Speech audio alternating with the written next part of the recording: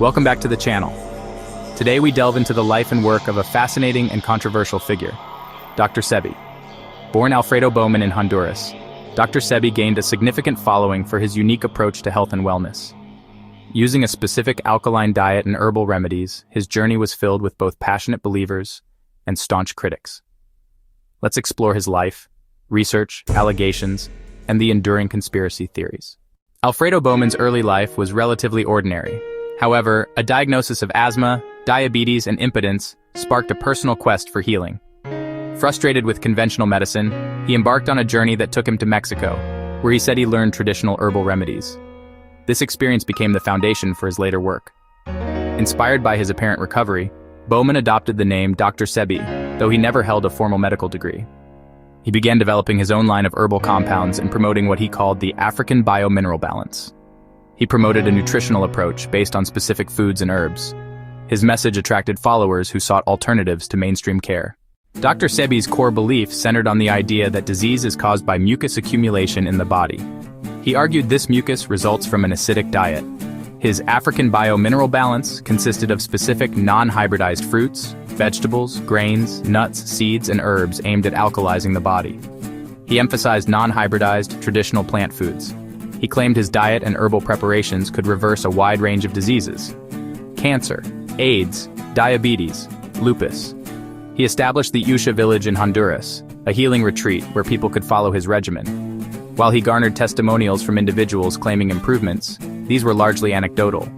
His methods lacked peer-reviewed scientific research and controlled clinical trials. He conducted his own case studies and presented anecdotal evidence, but these lacked scientific rigor. This gap between anecdote and formal science defined much of the debate around his claims. Dr. Sebi's goals extended beyond individual healing. He believed his approach could empower people, particularly within the African diaspora, to reclaim their health. He emphasized natural plant-based remedies passed down through indigenous traditions. His philosophy resonated with many who felt marginalized by mainstream healthcare. He promoted self-sufficiency and a return to natural living.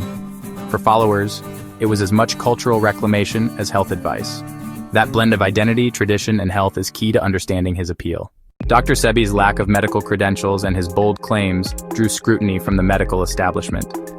He faced multiple legal challenges throughout his career. In 1987, he was arrested in New York for practicing medicine without a license. He was acquitted after presenting testimonies from individuals who claimed his remedies had healed them. In 1993, he was sued by the New York State Attorney General for making unsubstantiated health claims. He was found liable and ordered to pay a fine and cease making such claims. These legal battles significantly impacted his public image and fueled debate about the validity of his methods. Critics argued his remedies were unproven and potentially dangerous if used instead of conventional treatment. Regulators pointed to consumer safety concerns and unregistered products. The legal record is part of the complex public story around him. In 2016, while in police custody in Honduras for alleged money laundering, Dr. Sebi passed away at the age of 82 due to complications from pneumonia. His death sent shockwaves through his community of followers. Many immediately suspected foul play. For followers, the circumstances were suspicious and fueled existing theories. Official records cite pneumonia and medical complications while in custody. Skeptics urged caution, noting that custody, pre-existing conditions, and limited local health care can complicate outcomes. His death remains a flashpoint, interpreted very differently by supporters and critics alike. The conspiracy theories surrounding Dr. Sebi are varied and persistent. Some believe his remedies were effective and that the pharmaceutical industry saw him as a threat. They suggest legal troubles and his death were orchestrated to silence him. Others point to the lack of independent scientific validation and warn of the danger of relying solely on his approach. Scientists and public health officials emphasize controlled trials, reproducibility, and peer review. Theories persist because they answer emotional and historical mistrust in institutions for some communities. Without clear, independent evidence, debate often defaults to belief, and beliefs are powerful drivers of action. Regardless of one's stance, Dr. Sebi left a significant impact on alternative health and wellness. He inspired many to explore plant-based diets and take a more proactive role in their health.